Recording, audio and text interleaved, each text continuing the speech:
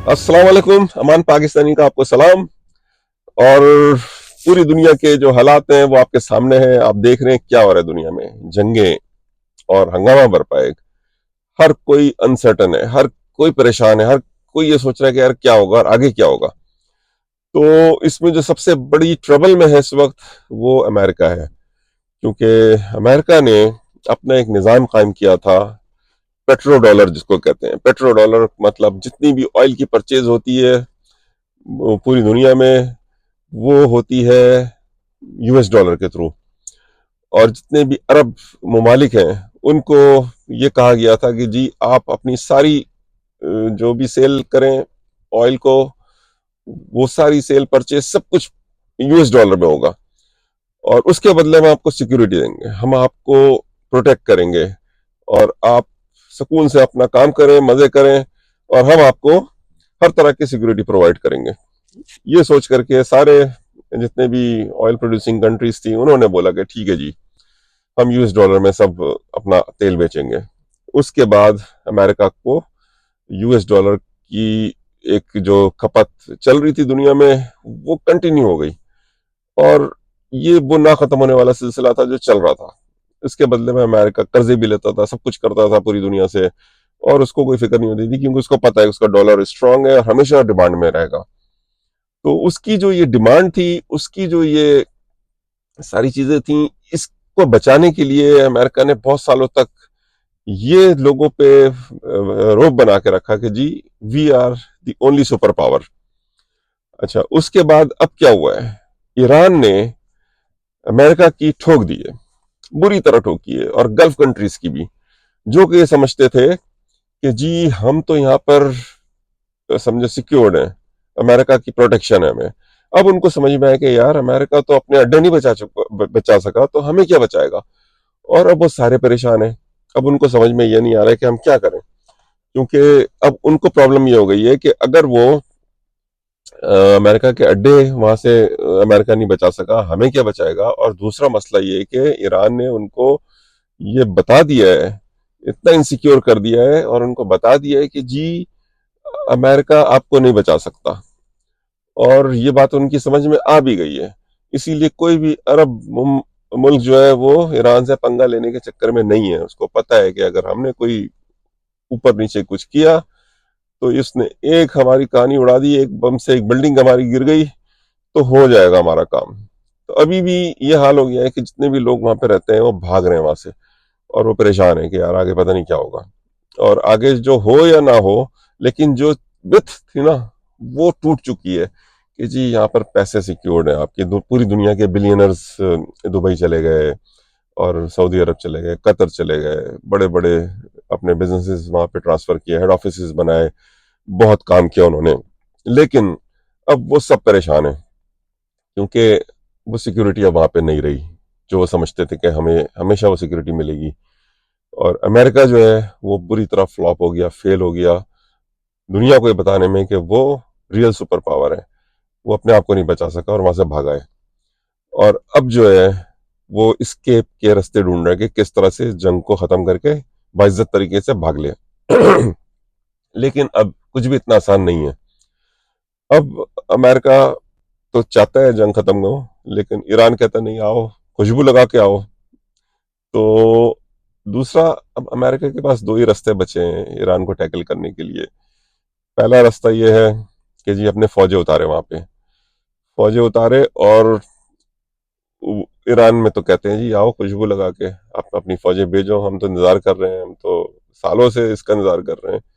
तो ये भी पॉसिबल नहीं है कि वहां पर वो कुछ कर सकें, क्योंकि उनकी जो टेरेन है, जो उनके पहाड़ी रास्ते हैं, और उनका पूरा सिस्टम, चाहे एटॉमिक हो चाहे मिसाइल सिस्टम हो, सब कुछ अंडरग्राउंड है। और वो हंड्रेड्स ऑफ फीट अंडरग्राउंड उन्होंने सब फैसिलिटीज अपनी बनाई हुई हैं। तो वो उसको तोड़ना, उसको उससे कुछ खेलना आसान नहीं है किसी के लिए भी। और ईरान जो है उसने बहुत स्मार्टली मूव किया है। उसके एक 40-50 हज़ार डॉलर के जो ड्रोन थे, उस पे उन्होंने इनके डिफेंडर जो है अमेरिका के, जो मिसाइल मारने पड़े उनको उसको तबाह करने के लिए, वो तकरीबन 1 2 3 कहीं 5 कहीं 7 कहीं 8, और एक एक मिसाइल उनका 10-10 lakh dollar, billion billion dollar का है। तो अब आप खुद सोचें कि एक 50,000 के ड्रोन के लिए उनको अपने 70-80 मिलियन डॉलर खर्च करने पड़ रहे होते थे। तो अब हुआ ये है कि इकोनॉमिकली ईरान ने अमेरिका को धूल चढ़ा दी है, इतना नुकसान किया उनका, और इसराइल को अलग।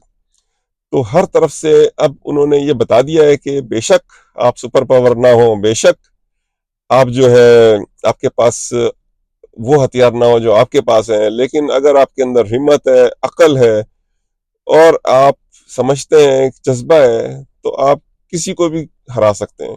इस वक्त ईरान ने, यकीन करें, जिस बहादुरी के साथ इस वक्त उनके अवाम बाहर निकली हुई है अपनी गवर्नमेंट के सपोर्ट में, और जिस तरह से लोग सामने मिसाइल गिर रहे होते हैं, लोग खड़े नारे लगा रहे होते हैं, कोई नहीं भागता। जबकि इसराइल में सुना है कि सन्नाटा पड़ा हुआ है, सब अंडरग्राउंड घुसे हुए हैं, वहां पर भी उनकी जान निकली हुई है।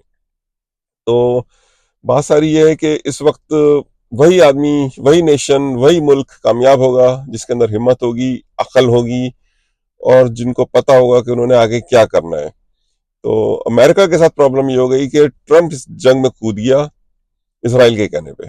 अब उसके 3 सेनेटर जो कल खुफिया मीटिंग थी इनकी, उससे बाहर निकले हैं, उन्होंने कुछ जो थोड़ी बहुत बातें बताई हैं, उस पर उन्होंने ये कहा है कि हमें ये पता चला है कि जी इनके पास कोई प्लान ही नहीं है, जंग में तो घुस गई, अब इनको नहीं पता निकलना कैसे है।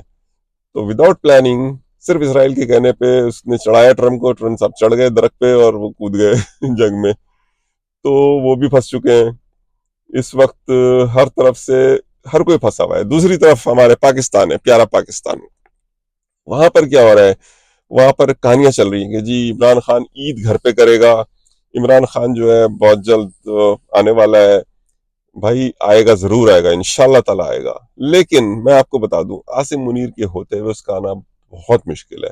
या तो कोई बहुत जबरदस्त प्रेशर हो पूरे अवाम का, जो कि नहीं है, या इंटरनेशनल प्रेशर इतना ज्यादा पड़े कि इनको उसको बाहर लाना पड़े। अदरवाइज कोई ऑप्शन नहीं है। सिर्फ एक तरीका, सबसे बेस्ट ऑप्शन ये है कि पाकिस्तान की फौज के अंदर से ही कोई आसिम मुनीर साहब को फारिग करे, और उसके बाद इमरान खान को बाहर लाए, सारे कैदियों, सियासी कैदियों को छोड़े।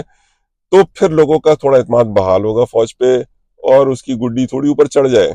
अदरवाइज कोई चांस नहीं है इनका। इन्होंने अपनी मट्टी पलीत कर ली है, और इस वक्त जो है इमरान खान लोगों के दिलों का राजा बन के बैठा हुआ है, पूरे पाकिस्तान इमरान खान। और ये समझ में इनको नहीं आता है कि क्या करें। पार्टी को खरीद लिया, सब कुछ कर लिया, लेकिन क्या फर्क पड़ता है? अगले दिन आएगा इमरान खान, एक बंदे को खड़ा करेगा, वो पार्टी बन जाएगा, जिसको बोलेगा वो जीतेगा। तो इनकी पार्टी पूरी आप ले लें, कोई फर्क नहीं पड़ता। सारे सेनेटर, सारे मिनिस्टर, सब सब आप खरीद लीजिए, कोई फर्क नहीं पड़ता। इमरान खान एक वो चीज बन चुका है इस वक्त जो आपके काबू में नहीं आ सकता। इस वक्त आपको और कोई आपके पास रास्ता भी नहीं है। Imran Khan is the only solution, जिसको लोग मानते हैं, जिसके लोग सुनते हैं। आप क्या कर लेंगे यार? आपने इकोनॉमी तबाह कर दी, आपने पूरे मुल्क में अफरा तफरी मचाई हुई है, पेट्रोल को 55 रुपए बढ़ा दिया उठा करके। यानी कि कोई सर ना पैर, पूरी दुनिया में पेट्रोल बढ़ा है, लेकिन ऐसे नहीं बढ़ा है पागलों की तरह। अगर पेट्रोल अब नीचे आया है तो आप उसकी कीमत भी कम करें, फिर वो भी आप नहीं कर रहे हैं। तो हर तरफ से आप फंसे हुए हैं, इस वक्त पूरी दुनिया फंसी हुई है। और इस वक्त गल्फ कंट्रीज जो हैं उनका बेड़ा गर्क हुआ है। उनको समझ में नहीं आ रहा कि क्या करें। उनका सबसे जो नाजुक तरीन, उनका जो वीक पॉइंट है ना, वो उनके डिस्टिलेशन पॉइंट है, जहां पर वो अपने समुद्र के पानी को, नमकीन पानी को पीने के काबिल बनाते हैं, वो प्लांट। और वो प्लांट इतने विजिबल हैं क्योंकि सारा मिडल ईस्ट जो है वो फ्लैट है, पहाड़ वहाड़ तो वहाँ है नहीं। तो दूर से सबको पता चलता है कि कहाँ पर प्लांट लगा हुआ है। और वो प्लांट अगर एक जैसे बहरीन में भी उड़ा है, तो सोचें कि उनकी पूरी आबादी जो है ना, 60% डिपेंड करती है उन पानियों पे पीने के। तो वो कितना बड़ा उनका एक वीक पॉइंट है। और ये चीज अब सबको समझ में आ गई है। तो अब इनको बहुत पता है कि यार हम बहुत इनसिक्योर हो चुके हैं, और हमारा कोई इस वक्त जो है ना समझ में नहीं आ रहा है किसी को करें क्या। और इस वक्त जो पूरी दुनिया है वो एक टर्मोइल में है। हर कोई अनसर्टन है, हर कोई सोच रहा है कि यार हम क्या करें, जाएं तो जाएं कहाँ। तो लेट्स सी कि आगे क्या होता है, लेकिन जो भी होगा इंशाल्लाह ताला पाकिस्तान के लिए बेहतर हो, हम यही दुआ करते हैं। हालात अच्छे नहीं है। आसिम मुनीर साहब के होते हुए पाकिस्तान के लिए अच्छा होना कुछ भी बहुत मुश्किल है, क्योंकि उन्होंने पाकिस्तान के लिए कभी सोचा ही नहीं है। सारे सब अपने बारे में सोचते हैं, सारे जनरल हो। अब इनका अंजाम भी तो देखे ना यार, बाजवा तौबा तौबा, ब्रेन हैमरेज, अपने बच्चों को नहीं पहचाना। क्या फायदा हुआ यार, आप इतने सारे पैसे इकट्ठे करें आप, और जिल्लत भी कमाएं, वो आपके काम भी ना आए, तो क्या फायदा है ऐसे पैसे का। दूसरी तरफ काजी फायदे सा जगह जगह आप भेस बदल के घूमता फिर रहे हैं। सुना आजकल टोरंटो आया हुआ है, लेकिन आई एम नॉट श्योर कि अगर मिले तो मैं तो उसको पूछूं, भैया किधर हो, आओ तो खुशबू लगा के। तो ये हाल है, समझें कि पूरे इनका कितना भी इन्होंने पाकिस्तान को नुकसान जिन जिन पहुंचाया है ना, उनकी अपनी हालत खराब है, इनके किसी के कुछ भी काम नहीं आना है। ये सब के सब यहीं छोड़ के निकल लेंगे, सब तबाह बर्बाद होंगे, किसी की कोई दुनिया में रिस्पेक्ट है ही नहीं। चलते फिरते लोग उनको गालियां देते हैं, तो क्या फायदा है यार। अब जो आज एग्जिस्टिंग हमारे जजेस बैठे हुए हैं, उनको भी मैं कहता हूँ यार क्या फायदा, क्या कमा लिया आपने, कितने पैसे कमा लेंगे, कितनी सैलरी ले लेंगे, लेकिन हकीकत में आपकी क्या इज्जत है। आपकी कोई औकात नहीं है, आपको हर कोई गालियां देता है। आप एक सैलरी के लिए, दो चार गाड़ियों के लिए, गार्ड्स के लिए आपने अपने आप को बेच दिया है यार।